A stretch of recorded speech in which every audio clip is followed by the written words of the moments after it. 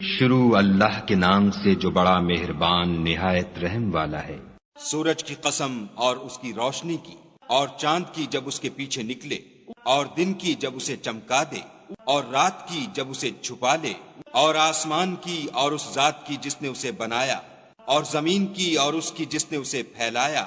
اور انسان کی اور اس کی جس نے اس کے اعضاء کو برابر کیا، پھر اس کو بدکاری سے بچنے اور پرہیزگاری کرنے کی سمجھ دی کہ جس نے اپنے نفس یعنی روح کو پاک رکھا وہ مراد کو پہنچا، اور جس نے اسے خاک میں ملایا وہ خسارے میں رہا۔ قوم سمود نے اپنی سرکشی کے سبب پیغمبر کو جھٹلایا۔ جب ان میں سے ایک نہایت بدبخت اٹھا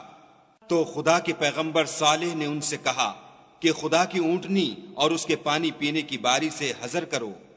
مگر انہوں نے پیغمبر کو جھٹلایا اور اونٹنی کی کونچیں کاٹ دیں، تو خدا نے ان کے گناہ کے سبب ان پر عذاب نازل کیا اور سب کو ہلاک کر کے برابر کر دیا، اور اس کو ان کے بدلہ لینے کا کچھ بھی ڈر نہیں۔